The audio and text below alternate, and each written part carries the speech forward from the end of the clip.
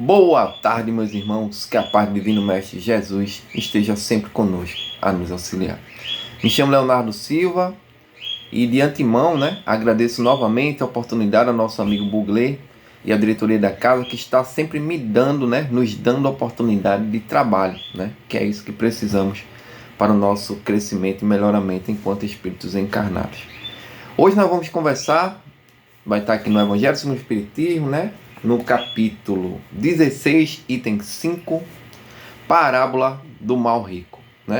Quem não tem o Evangelho segundo o Espiritismo também encontra essa passagem, que é uma passagem bíblica, lá em Lucas capítulo 16, versículo de 19 a 31.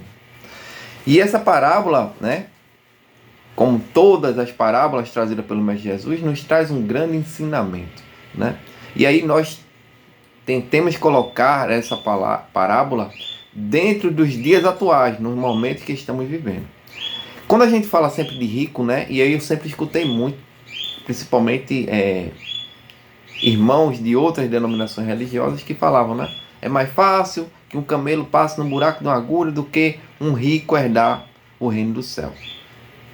Essa parábola aqui fala de um mal rico, mas com certeza existem pessoas que têm uma condição financeira muito boa, mas são pessoas boas, ajudam, auxiliam, Quer ver um grande exemplo, E aí quando a gente vai para a área empresarial, um empregador hoje, que contrata 100 pessoas, 200 pessoas, 300 pessoas, ele está auxiliando famílias, dando emprego àquela criatura, fazendo aquilo que o Mestre Jesus pediu, dá a vara e ensina aquela criatura a pescar, dando emprego, não necessariamente dando a esmola, dando alguma coisa sem a pessoa fazer nada, e aí é só um exemplo. E existem várias pessoas que têm uma condição financeira boa, que auxiliam, em instituições filantrópicas, carentes, e eles ajudam de alguma forma, da forma dele. Então, não necessariamente aquele que tem muito dinheiro é uma pessoa má, uma pessoa ruim, E aí quando ele vai no Livro dos Espíritos, interessantíssimo, quando Kardec pergunta qual das provas é mais difícil, a riqueza ou a pobreza, E aí a espiritualidade bondosa e amiga diz que as duas são duas provas pesadíssimas, A riqueza porque lida diretamente com orgulho, E no próprio Livro dos Espíritos, quando se fala de orgulho, a espiritualidade diz que o orgulho é a raiz de todos os males, É o entrave para que a criatura evolua, cresça, orgulho. E aí quando se fala do pobre, ele diz também que lá que é você lidar com nada. É difícil, porque se a pessoa não tiver uma condição mental boa, talvez pratique algo errado, Então as duas provas são dificílimas de ser praticadas por nós. Mas bora lá. No item 5, a parábola começa assim. Havia um homem rico que vestia púrpura e linho e se trajava magnificamente todos os dias. Havia também um pobre chamado Lázaro, deitado à sua porta, todo coberto de úlceras, que muito estimaria poder mitigar a fome com as migalhas que caíam da mesa do rico. Mas ninguém lhes dava, e os cães lhe vinham lamber as chagas. Ora, aconteceu que esse pobre morreu e foi levado pelos anjos para o seio de Abraão. O rico também morreu e teve por sepulcro o inferno. Quando se achava nos tormentos, levantou os olhos e viu de longe Abraão e Lázaro em seu seio. E exclamando disse essas palavras: Pai Abraão, tem piedade de mim e manda-me Lázaro, a fim que molhe a ponta do dedo na água para me refrescar a língua, pois sofro horríveis tormentos nessas chamas. É uma alegoria, Aqui se fala de inferno, se fala de chamas. Mas nessa parábola são trazidos para nós 3 personagens: um rico, um miserável e Abraão. Trazendo para a nossa vida atual, nessa parábola, se fala muito sobre o auxílio ao menor, o auxílio àquele que sofre. Aquilo que nossa doutrina prega. Fora da caridade não há salvação. Sei também que muitas religiões, algumas denominações religiosas por aí, nos dizem que nós não seremos salvos porque praticamos a caridade.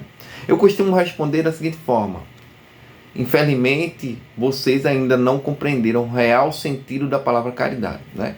Quando a gente vai no Livro dos Espíritos e Kardec pergunta a espiritualidade, como entendia Jesus a caridade, né? Benevolência para com todos, indulgências e imperfeições alheias e perdão das ofensas. Veja que ele engloba uma série de requisitos quando se fala de caridade.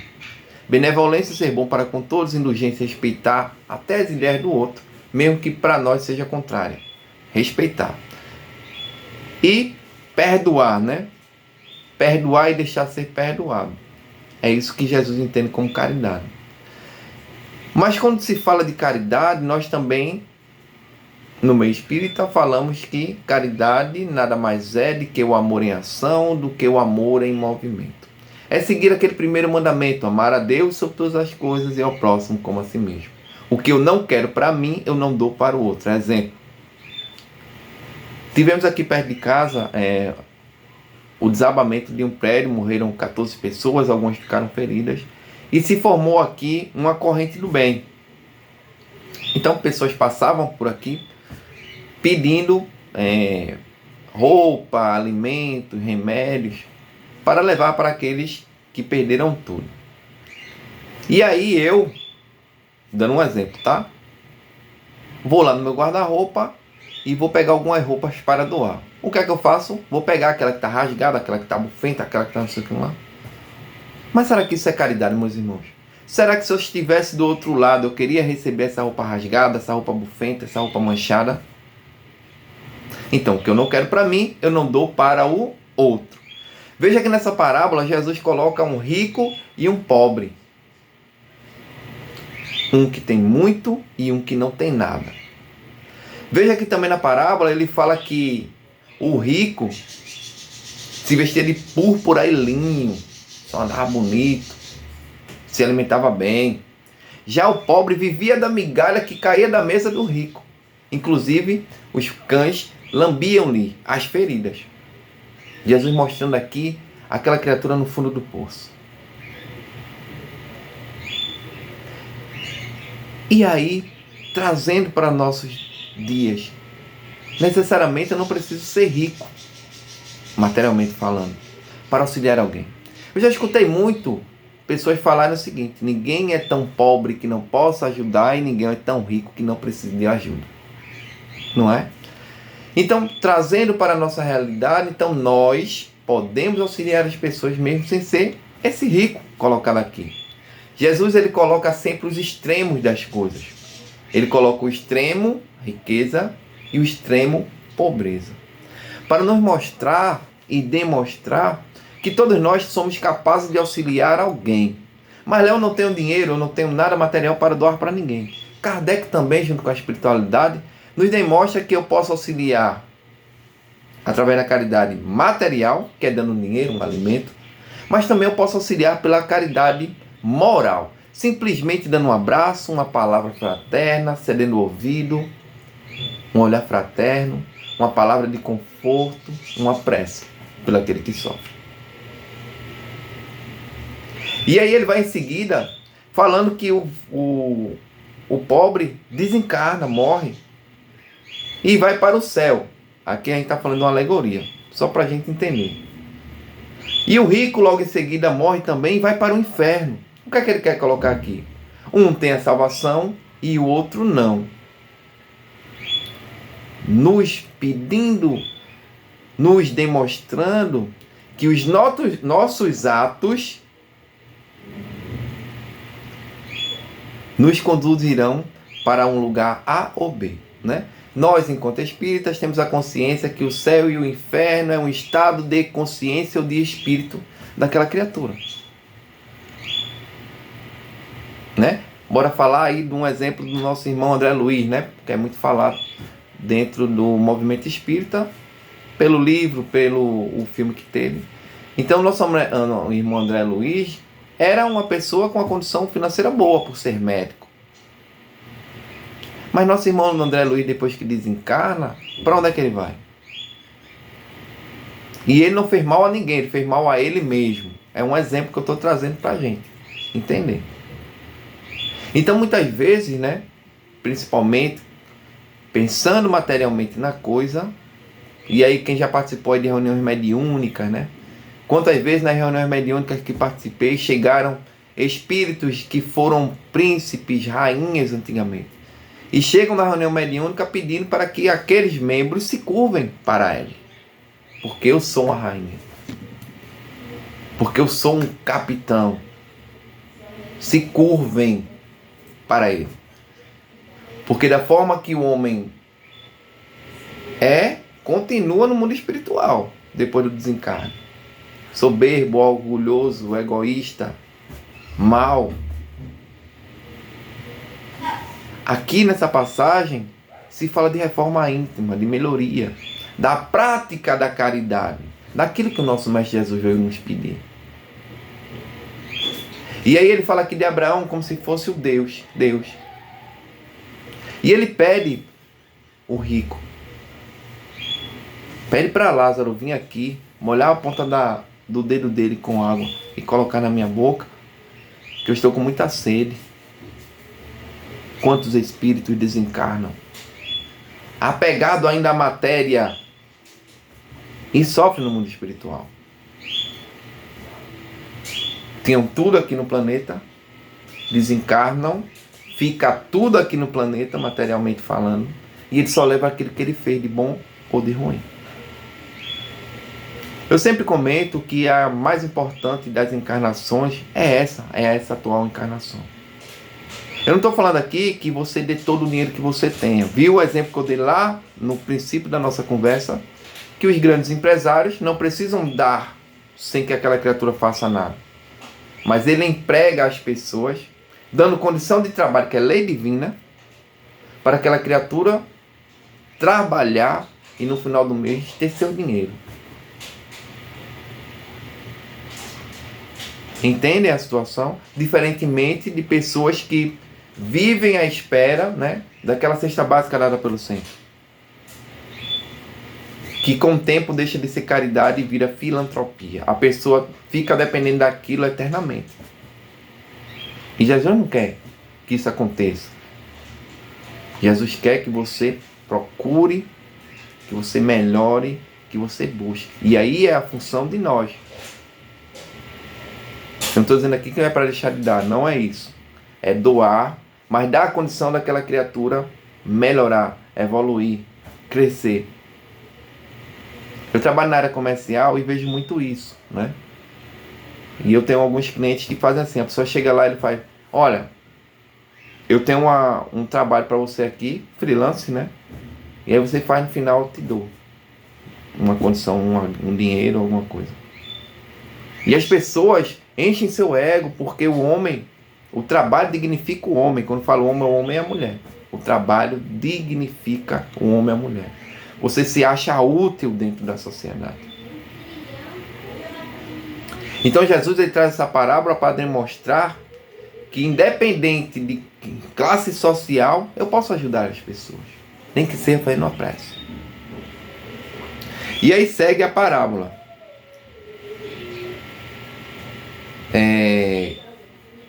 Pai Abraão, tem piedade de mim. Manda Lázaro a fim de que molhe a ponta do dedo na água para me refrescar a língua, pois sofro horríveis tormentos nessas chamas. Mas Abraão lhe respondeu, meu filho, lembra-te de que quando recebeste em vida teus bens, e de Lázaro só teve males. Por isso, ele agora está na consolação e tu nos tormentos. Ademais, existe para sempre um grande abismo entre nós e vós, de sorte que o que queiram passar daqui para aí não podem, como também ninguém pode passar do lugar onde está para aqui. Disse o rico, então te suplico, pai Abraão, que os mande à casa do meu pai, onde tenho 5 irmãos, a dar-lhe testemunho dessas coisas, a fim de que não venham também eles para este lugar de tormento. Abraão lhe retrucou: eles têm Moisés e os profetas que os escutem. Não, pai Abraão, disse o rico. Se algum dos mortos for ter com eles, farão penitência. Respondeu-lhes Abraão: se eles não ouvem a Moisés, nem aos profetas, também não escutarão nós, ainda que alguns dos mortos ressuscitem. Vai estar lá em Lucas, né? Capítulo 16, versículo 19 a 31. Hoje, meus irmãos, ninguém pode dizer que não ouviu falar de Jesus, de Deus, que ninguém ouviu falar sobre caridade. Na época, ele cita aqui Moisés e os discípulos, mas hoje, em pleno século 21, ligou a televisão, tem alguém falando de Jesus. Saiu na rua, tem alguém falando de Jesus. Tem alguém dizendo que você deve procurar uma religião, uma doutrina. Porque, como falava Chico, toda religião ela é boa, quando forma mais homens de bem do que hipócritas. O problema da religião somos nós. Nessa parábola, quando ele coloca, como falei lá no princípio, os extremos, né? A riqueza e a pobreza, e ele fala aqui no título da mensagem, o mal rico. Nem todo rico são mal. Como também nem todo pobre é mal, nem todo pobre é bom, nem todo rico é mal, nem todo rico é mal, bom.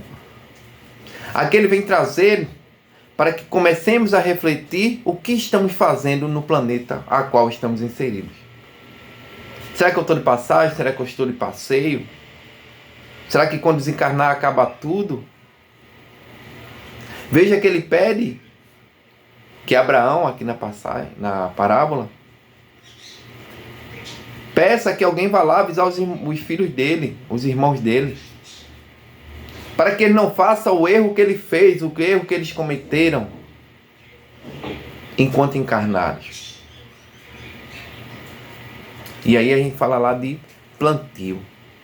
O plantio, eu planto o que eu quiser, meus irmãos, mas só colho o que eu plantei. E aí, como falei também lá no princípio, tudo aquilo que eu praticar no planeta Terra, eu levo comigo, as coisas boas, as coisas não tão boas. E quando estivermos no sofrimento, não poderemos jamais reclamar. Porque eu estou passando por isso, porque em algum momento eu deixei de cumprir uma das leis divinas. Né? Essa semana, trazendo um exemplo aí, eu tive uma infecção urinária. Estou bem melhor, graças a Deus. Aí eu trabalhando, aí cheguei no cliente, comentando com ele sobre isso. E ele, meu Deus, Léo, não sei o que lá. Não, mas o culpado sou eu, por não tomar água, por demorar a ir no banheiro. O maior culpado sou eu, meu irmão, não posso reclamar de nada. Inclusive, enquanto espírita, não era para fazer isso. Porque o corpo físico é um empréstimo, então teria que cuidar bem dele. E hidratar é cuidar bem do espírito, do corpo. Então, da mesma forma, é a nossa vida, meus irmãos. Se eu tenho uma vida desregrada, se eu tenho uma vida de não auxílio aos outros, quando eu desencarnar, para onde eu vou? Como falei aqui, céu e inferno é um estado de consciência ou de espírito. Se meu estado de consciência é um lugar bom, onde eu auxilio, onde eu ajudo, olha. Mas se o meu estado de consciência for o dinheiro, for os bens materiais, só pensar em mim, orgulhoso, avarento, para onde é que eu vou? Qual lugar que me espera? Lembrando que no mundo espiritual a pergunta não vai ser o que tu foste. Presidente, deputado, capitão, padre, dirigente de casa espírita, palestrante. A pergunta vai ser o que fizeste pelo próximo. O que fizeste pelos teus filhos. Como utilizaste teu corpo físico. A pergunta vai ser essa. E qual vai ser nossa resposta? O que é que vamos falar no mundo espiritual? Quando estivermos sofrendo, vamos reclamar, murmurar? Deus é ruim para mim. Por onde eu passo eu sempre digo, Deus não castiga ninguém e Deus também não perdoa ninguém. Quem estiver esperando perdão de Deus está perdendo seu tempo. Vou explicar. Porque só quem perdoa, meus irmãos, é quem se sente ofendido, magoado. E Deus não tem ofensa de ninguém. Não se magoa com ninguém. Inclusive, sabendo das nossas imperfeições, Ele nos dá uma coisa chamada reencarnação. Uma nova oportunidade de começar de novo e reparar erros que talvez pratiquei no passado. Então essa parábola nos chama a atenção para o trabalho na senda do bem, do trabalho para com o próximo, independente da classe social que eu esteja inserido, rico ou pobre. Como falei também lá no princípio, ninguém é tão rico que não precise de ajuda, nem ninguém é tão pobre que não possa auxiliar, ajudar. Seguindo o primeiro e maior mandamento, amar a Deus sobre todas as coisas, ao próximo como a si mesmo. Tendo em vista que não se pode amar a Deus se não amar o próximo, e nem se pode amar o próximo se não amar a Deus. Nos colocando naquele barquinho que Jesus estava lá.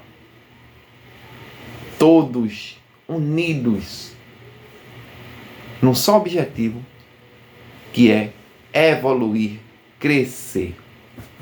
E para que eu evolua, eu tenho que auxiliar, eu tenho que ajudar, eu tenho que me melhorar também, né? Reforma íntima, mudança. Mas, Léo, é fácil essa mudança? Não. Mas também não é impossível, não. E outra coisa, Deus não quer que nós mudemos de uma hora para outra, de repente. Não. Paulatinamente, devagar. Mas que eu seja melhor hoje do que ontem e amanhã do que hoje. Léo, tu quer ser Jesus? Um dia todos nós seremos anjos, né? Quem estuda um pouco de doutrina vai ver aí que Jesus está classificado nos espíritos crísticos. E um dia nós chegaremos a esse nível de evolução. Então, um dia seremos espíritos crísticos. No meu caso, vai demorar um bocado ainda. Mas um dia, todos nós seremos anjos, né? Como lá o grupo Voz de Caridade canta, né? E tem no próprio Evangelho. Todos nós estamos fadados, meus irmãos, à felicidade. Não no planeta ao qual estamos inseridos hoje, porque a felicidade no planeta ela ainda é relativa. O mal ele ainda atua fortemente no planeta ao qual estamos. Mas vamos ter perseverança. Vamos trabalhar na senda do bem. Então vamos ter dias que vai ser, bom, massa, mas também vamos ter dias, que vamos estar derrubados, tristes. Mas coloquemos em nossa cabeça. Trabalhar em prol do Cristo nos fortalece enquanto espíritos e enquanto pessoas. Se puder fazer aquela caridade sem demonstrar às pessoas, que eu faço. Porque não devemos pisar mais ainda naquele que já está caído. Não devemos humilhar aquele que está humilhado. Que, como falei, trabalhar em prol do próximo é muito bom, meus irmãos. Hoje, antes de vir fazer esse vídeo para vocês, eu passei no sinal ali na Manepá, na entrada do engenho tem um centro espírita Francisco de Assis. E tinha lá uma equipe trabalhando na campanha do quilo. Um sol, meus irmãos, que vocês não imaginam. Mas todos alegres, todos felizes, trabalhando em prol do Cristo, em prol do outro. Verdadeiramente como trabalhadores da última hora. Eles são melhor do que eu? São melhor que vocês? Não. Simplesmente hoje eles abdicaram de uma praia, de um cinema, de uma festa, para estar trabalhando em prol do próximo. Trabalhadores do Cristo. E arrecadando fundo para muitas vezes pessoas que eles nem conhecem. Onde serão montadas cestas básicas e pessoas não dormirão com fome. Crianças pedirão pão ao seu filho e ele terá, devido àquela cestinha básica trazida por Diversos centros espíritas que hoje estão trabalhando por aí. Amanhã também tem, né? Campanha do Quilo. E estão trabalhando. Então façamos a nossa parte. Não faça como esse mal rico aqui da parábola, que só pensava em si e esquecia daquele mais fraco. Quando Jesus coloca, né, um mais forte e um mais fraco, é para que aquele forte auxilie o fraco. É para que aquele rico auxilie aquele que não tem nada. E aí, a principal lição trazida por essa parábola é amar a Deus sobre todas as coisas e ao próximo como a si mesmo. Se colocando no lugar do outro. Será que se eu estivesse nessa situação eu queria que alguém me ajudasse? Será que eu queria receber isso que eu estou dando? Por isso que o Evangelho, né, do Cristo nos traz várias reflexões para o nosso dia a dia. Que possamos, irmãos, ser melhor hoje do que ontem e amanhã do que hoje. Que possamos, meus irmãos, dar passos firmes no trabalho do Cristo. Uns fazendo campanha do quilo, outros fazendo campanha do pedágio, outros fazendo visita, lendo livro para aquela criatura que não sabe ler, fazendo uma visita no hospital. Porque, como falou também Jesus, disse: a todo aquele pequenino que fizeste, é a mim que estás fazendo. Que coisa bonita. Então possamos, meus irmãos, trabalhar. É fácil, Léo? Não. Essa é a porta estreita. É a porta do sacrifício. Lembrando novamente que estamos no mundo de prova e expiação, sendo provados e expiados a todo momento. Que Deus nos auxilie, nos abençoe, que tenhamos um final de tarde excelente e até uma próxima oportunidade. E o melhor de tudo, sabe o que é, meus irmãos? Que temos um Deus por nós, nos auxiliando, nos protegendo de todos os males. Fiquem na paz, meus irmãos, que Deus nos abençoe.